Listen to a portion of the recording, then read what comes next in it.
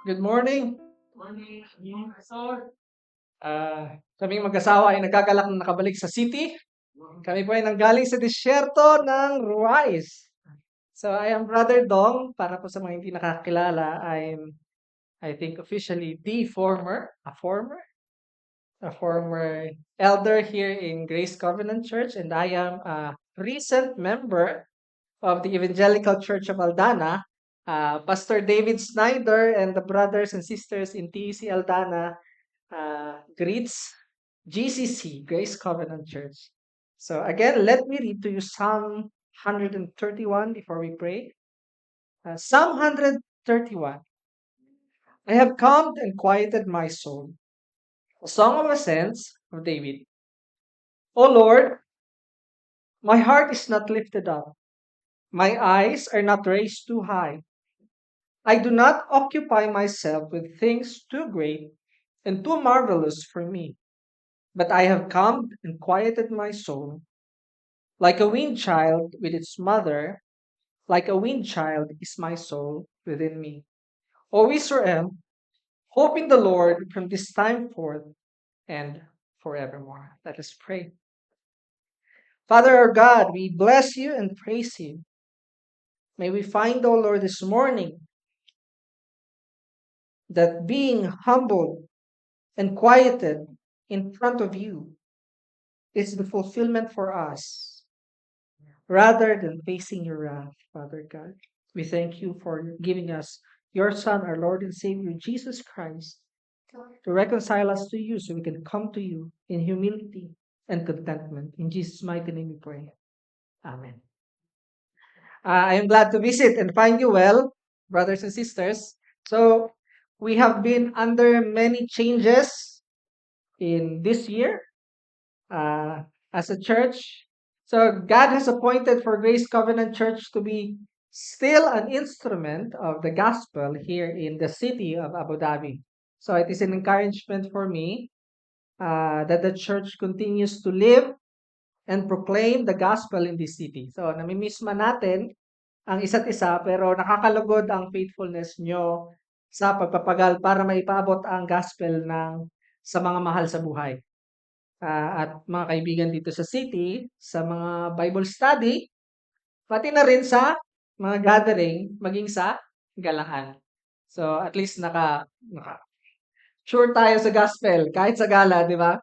So, despite the challenges that comes our way personally and as a congregation, our confidence is not in ourselves, but in the finished work of the Lord Jesus Christ in the cross. So let us remember together that the gospel that saves us and the gospel we proclaim is from God. And the heart of flesh capable of receiving and grasping that gospel is from God. The desire to love Jesus, to persevere in following in the steps of Jesus, is an enablement given to us by God. And the promises that we are hoping for in heaven is secured in God through Jesus Christ. 100% grace, an amazing gift that we do not deserve but direly need. So Paul presented this gospel to the church in Corinth in First Corinthians 5, 1 to 15. First Corinthians 15, 1 to 5, it says, Now I would remind you, brothers, of the gospel I preached to you, which you received, in which you stand, and by which you are being saved. If you hold fast to the word I preached to you, unless you believe in vain. So in verse 3, he says, For I delivered to you as of first importance what I also received, that Christ died for our sins in accordance with the scripture, that he was buried, that he was raised on the third day in accordance with the scriptures, and that he appeared to Cephas, then to the 12. So, napakasimpleng paglalahad ng gospel. So, it is a scandal to them, but it is our main thing. It is the gospel that we proclaim even in our lives. So at the time of the writing of Paul's letter, some of the eyewitnesses to the life and death and resurrection of Jesus are still living. Mga buhay pa po sila. This is good news that saved us, brothers and sisters. Other believers in other congregations as well. The believers who have come before us and those who will come after us. So the message of the grace of God ushering us believers into the kingdom of the Lord Jesus. That is what we have. That is the gospel. We have received an amazing gift from God through Jesus. Now, the question is, in what manner are we to follow the Lord Jesus in this life? So our passage touches on how are we to conduct ourselves before our holy and gracious God, knowing that He is the source of everything good and He is due all the glory and praise. So sa salmong ito, pinapakita ni King David ang karapat-dapat asal ng mga anak ng Diyos kaugnay sa banal na Diyos. So paano nga ba ang ating pagtrato sa Diyos ngayon na ang buhay natin ay nasa ilalim ng kanyang kaharian? So our main point is this. Our true satisfaction and rest is not in the things of this world, but it is in God. Ang tunay na kaluguran or kasiyahan at kapahingahan ay hindi sa mga bagay ng mundong ito, kundi sa Diyos. So I have divided our passage into 3 points. One is abandoning pride and arrogance. That will be verse 1. And number 2, being humble and contented in the Lord. And number 3 is encouraging others. So Psalm 131 is a song of ascents. This, among with other psalms, are the song of the people while they are going up to worship in the temple in the mountain. So this psalm reminds people of the right attitude in front of a holy God to orient their hearts properly as they go into worship. So this psalm is also written by David from his experience and maturity in walking after God. It encourages others, as David had written in the psalm, to humble themselves before coming to the presence of God. It is also an encouragement for us to be like those who believed in God before us.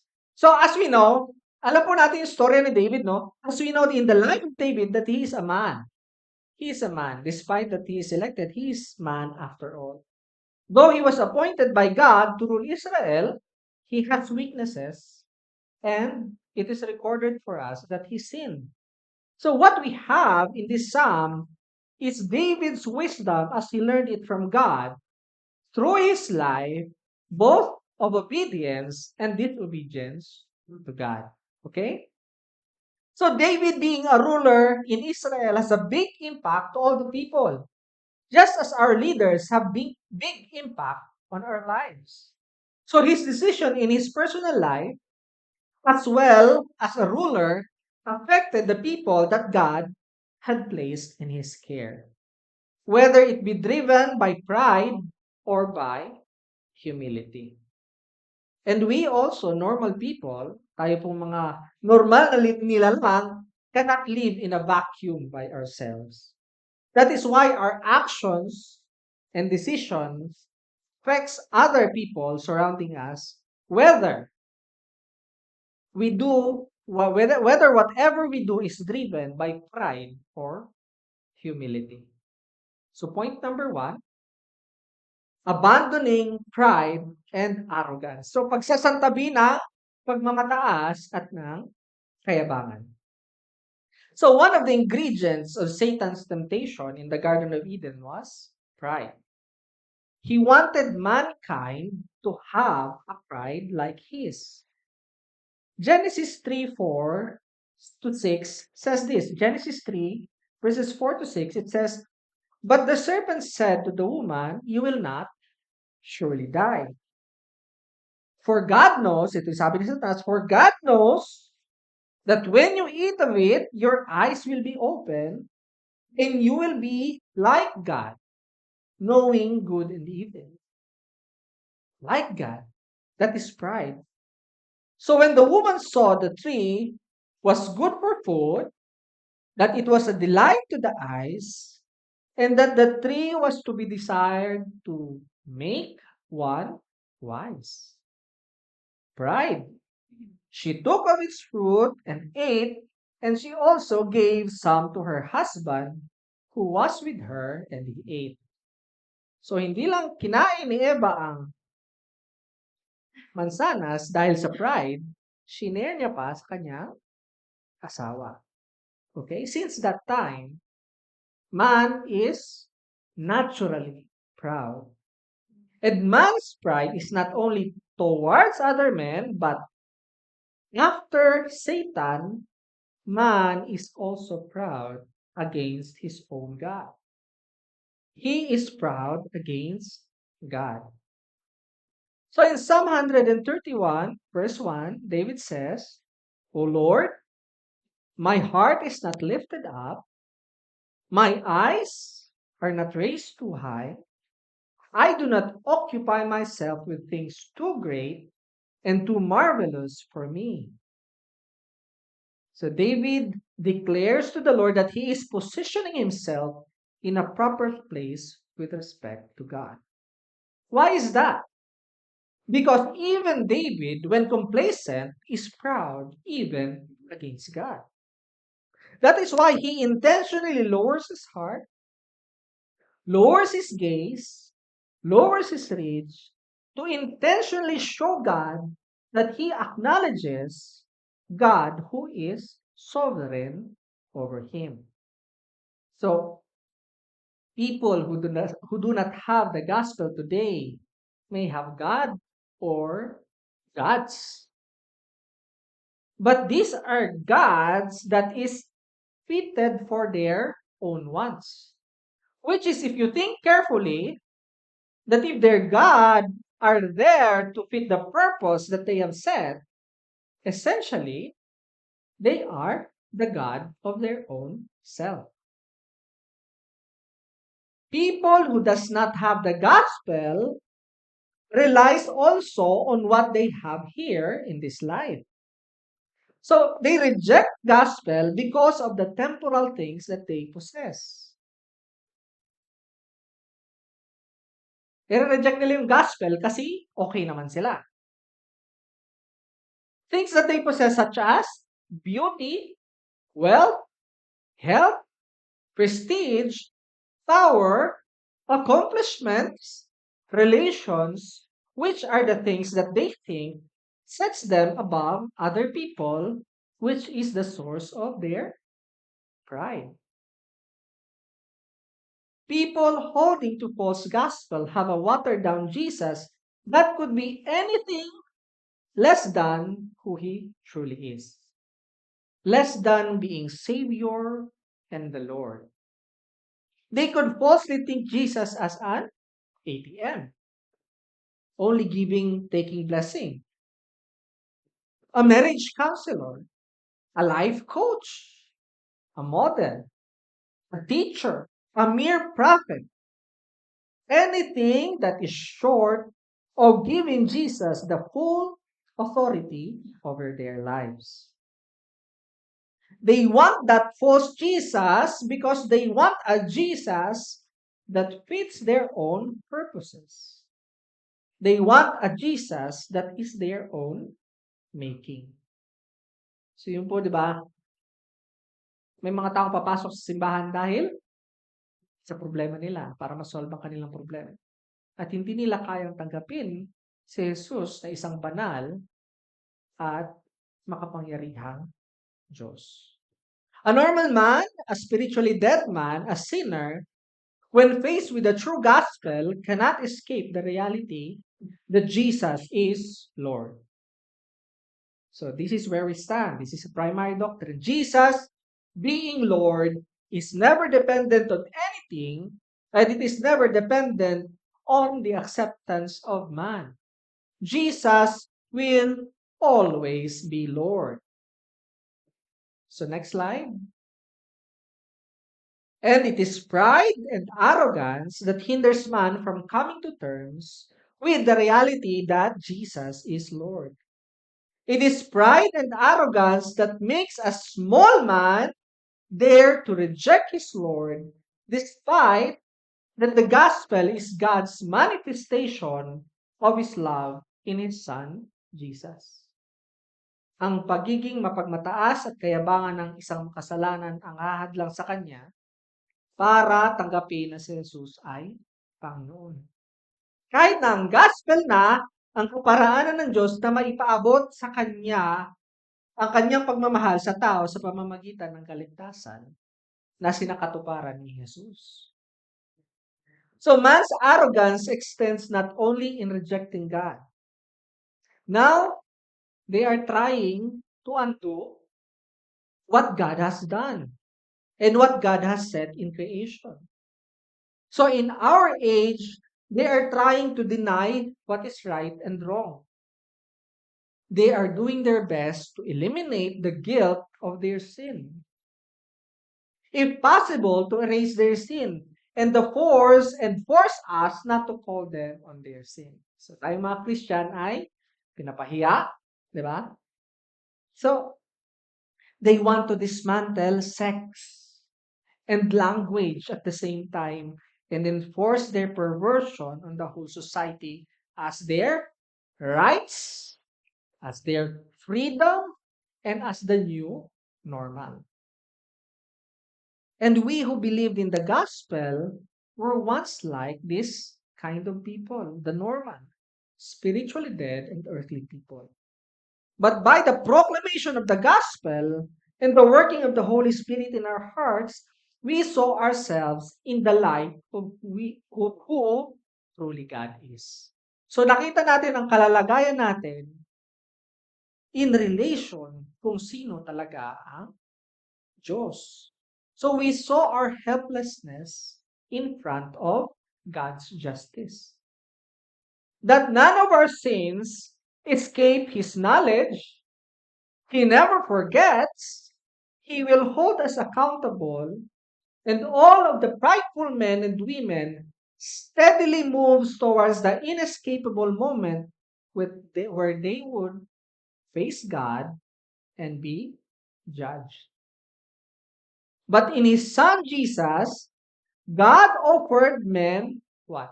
God offered men grace, gracia. God offered man Jesus Christ, His only Son, to be received in faith as both Savior and Lord. Next slide. So knowing that God will judge, people would take Jesus as Savior anytime. But man's pride will not allow him to be their Lord as he rightfully is. Pag sinabi mong impyerno, mabibenta na tagapagligtas si Jesus. Pero yung pride, hahadlang. So while Jesus being Lord is the truth, whether he is received or not, and he will only be Savior to those who receive him as both Savior and Lord. So hindi obra, natatanggapin mo lamang si Jesus bilang tagapagligtas at hindi bilang Panginoon. At ang pagka-Panginoon ni Jesus ay hindi mababago, tanggapin mo man siya o hindi. At siya ay magiging tagapagligtas lamang ng mga tumanggap sa Kanya bilang tagapagligtas at Panginoon. So brothers and sisters, we who receive the Lord Jesus and His finished work on the cross have humbled ourselves, abandoned our pride and arrogance by the grace of God. We are able to know and accept in our hearts who God truly is because He has revealed Himself in Jesus. This is our food. This is the reason why we gather together. To worship God by listening to the truth of His Word. Next. This knowledge and the help of the Holy Spirit enables us not to be not haughty in front of God. So just like David, our hearts are not lifted up. Our hearts is not lifted up in a boastful and arrogant way against God. Like David, our eyes is not raised too high, not looking at ourselves at the same level with God or higher than God, which is our rightful place. Like David, we do not occupy ourselves with things too great and too marvelous for us. So, point number two, being humble and contented in the Lord. Pagpapakumbaba at pagkakontento sa Diyos. From the song that we sing here, turn your eyes, it says, turn your eyes upon Jesus, look full in his wonderful face, and the things of earth will grow strangely clean in the light of his glory and grace. So in the light of our knowledge of God and the relationship to God, we can see that in a sense, our taste becomes different. Our pursuit changed, and we see the world with an entirely different eyes. So there's this peace of God that surpasses understanding that guards our hearts and our minds in Christ Jesus. In the second verse of Psalm 131, it says, but I have calmed and quieted my soul like a weaned child with its mother. Like a weaned child is my soul within me.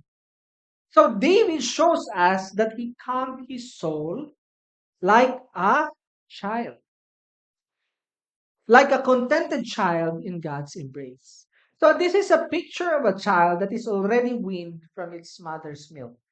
So a weaned child, yung bata na hindi na nangangailangan ng gatas ng kanyang ina. A child that is not grumbling and demanding much from the mother, but is restful and at peace in the presence of a mother. So David shows his humility and contentment in the presence of God.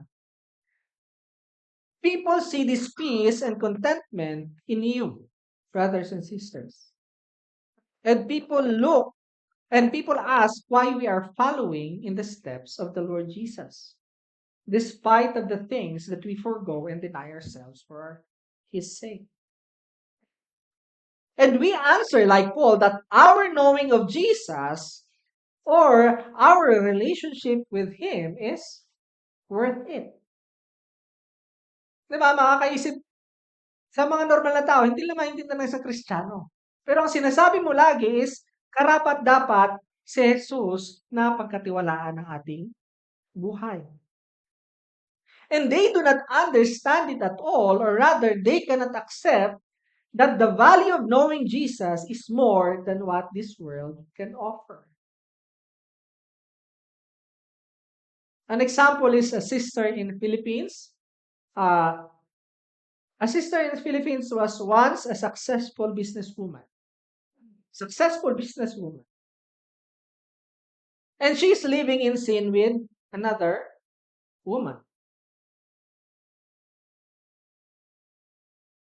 And believed, but she was convicted of her sin when the gospel was proclaimed to her. So she struggled with the gospel and she was convicted of her sins and believed and received the Lord Jesus Christ. And I've heard that the first thing that she did is to pay the proper taxes in her business.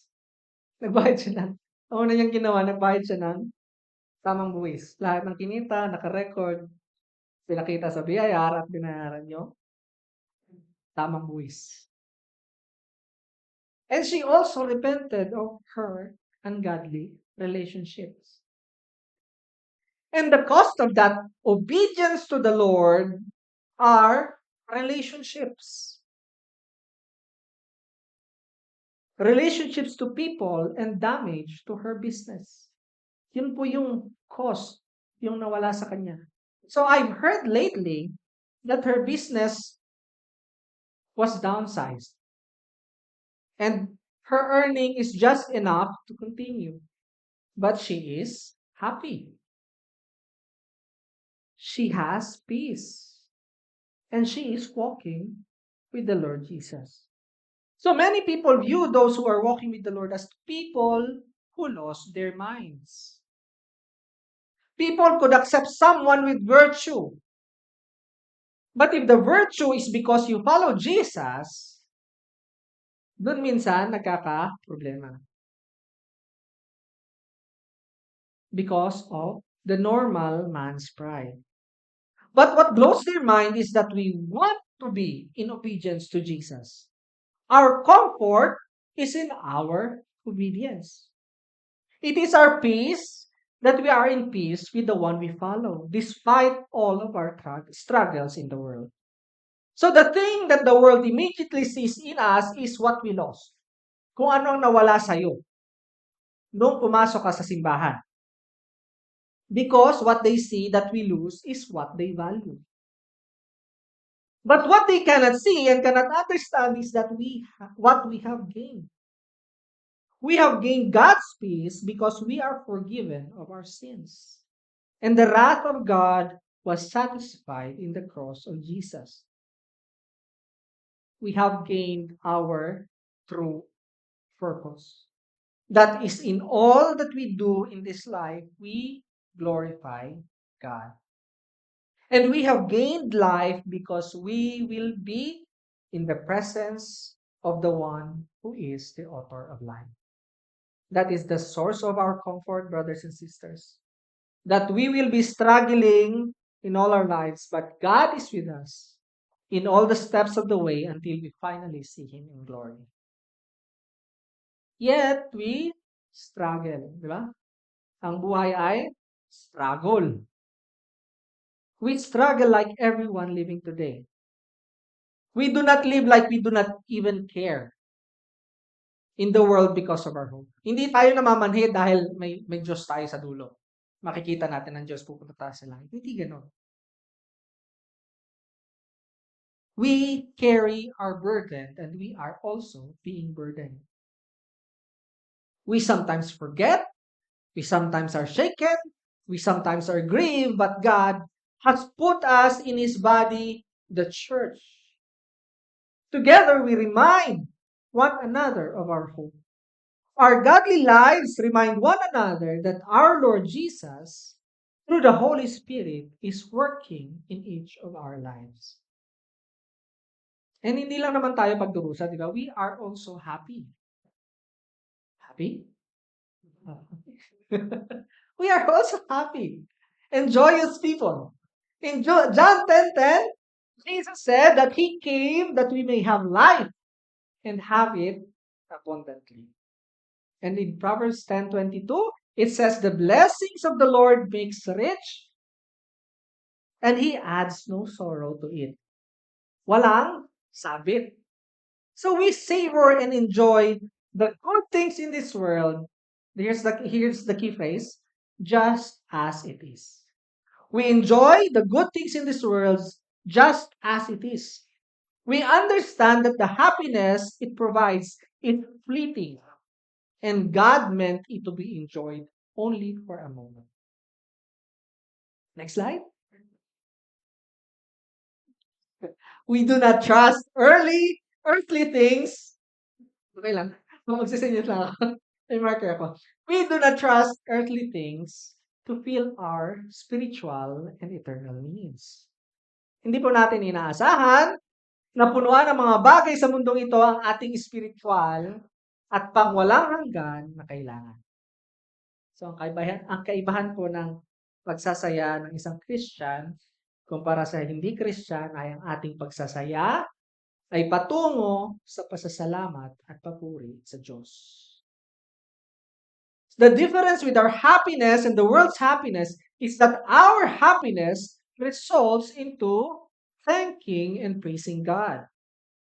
So the world strains and always pursues that next level of happiness.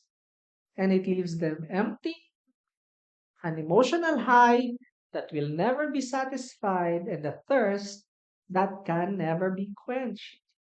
It is all in all an empty pursuit.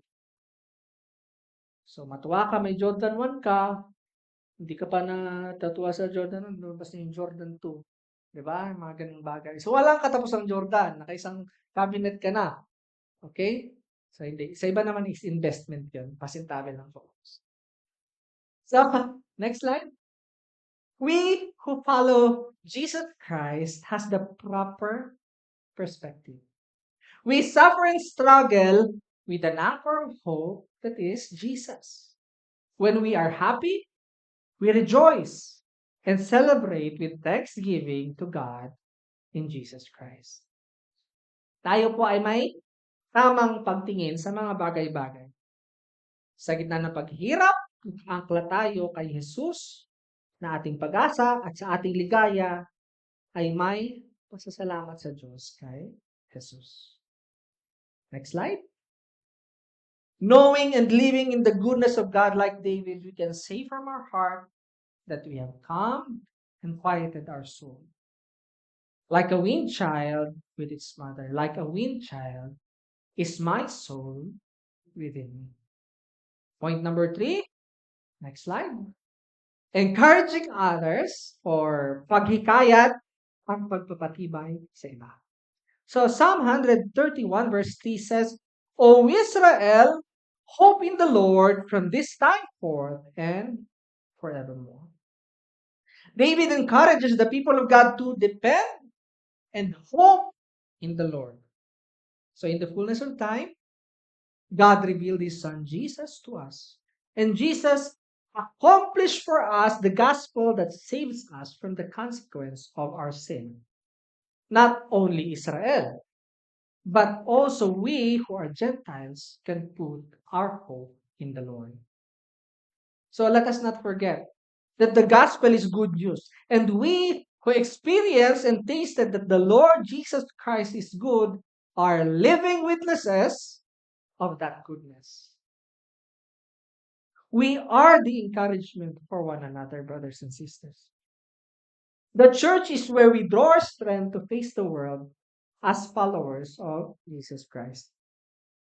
Through the challenges of every aspect of our life, we come together in our day of worship to remind one another and to proclaim that we can hope in the Lord. So the more we learn and apply our knowledge about the Lord Jesus, the more our lives are enriched personally and as a family, as a church, and it even shows in the outside world wherever we go. So people might not be able to contain their thoughts. So may mga taong hindi makapagpigil, nagtatanong. Di ba? So maybe they cannot contain themselves. They will ask, what is wrong with you? Or perhaps, what is right with you? Or why are you different? Bakit ka naiiba? So the more we fill our hearts with the gospel, the more we can share the gospel of Jesus Christ. Kung anong napupuno sa'yo, yun yung makapapalabas. So people resist the gospel. We understand that. For we have resisted the gospel until the time when God has given us the heart of flesh to recognize the mercy and grace that we needed the most. So we have been on the side of resisting God. And we are now on the side of enjoying and following in the footsteps of the Lord Jesus. Yes, we warn people of the peril of rejecting the Lord Jesus, but we also display the goodness of following in his steps. So next slide. We proclaim the gospel to people, and in our life, they can see that what we proclaim being lived out. So hinahayag natin ng buong puso ang gospel at ang buhay natin ay kinakikita nila ng kabutihan, ng bunga, ng gospel ng Diyos. So we have been where our unsaved friends are. So nanggaling tayo dun. And we were snatched by God from continuing on that empty and futile path by using someone to proclaim the gospel to us. Let us be like that. Let us be instruments of God by proclaiming the gospel to the people we interact with. Proclaim it with love, just as we have experienced being loved by God. when the gospel was being proclaimed to us. So next slide. So meet the people where they are. Meet the people where they are. Meet them in their needs. And let it always point toward the Lord Jesus who came and has given his life on the cross for the forgiveness of our sin. So ang ating kabutihan ang mag-aabot ng kaginhawaan sa mga nangangailangan at ang ating kabutihan nyo at ang kabutihan nyo mga kapatid, kasama ng mahusay na salita ng gospel ang magtuturo sa kanila sa bukal ng kabutihan at kapatawaran ng kasalanan na si Jesus. So Psalm 131 and 2 says, O Lord, my heart is not lifted up, my eyes are not raised too high, I do not occupy myself with things too great and too marvelous for me. But I have calmed and quieted my soul like a weaned child with its mother. Like a weaned child is my soul within me. Brothers and sisters, the pride and arrogance that we have set aside and the desire and pursuit to be humble and content in the presence of our God is where we are meant to be. Yun po yung tamang kalalagyan ng tao. Slide. A creation will only be fulfilled and satisfied if it has accomplished and served its purpose. So, hindi po natin kailangan ng microwave na hindi umiinit. Di ba? Or ng tent na nililipad ng hangin. Men and women are made to be worshiper of the one true God. This is the purpose of our creation, bringing all the glory to our God. That is our fulfillment, and that is where eternal life is. That is our true satisfaction. For those who came to hear about Jesus but are not Christian, may God bless you and may you find that Jesus is worthy to be your Savior and Lord. Our true satisfaction and rest is not in the things of this world, but is in God. Let us pray. Father God, give us the courage and the love to proclaim your gospel to those around us. May they see in us what we have been enjoying in following the steps of our Lord Jesus Christ, and may it all bring glory to your name. Amen.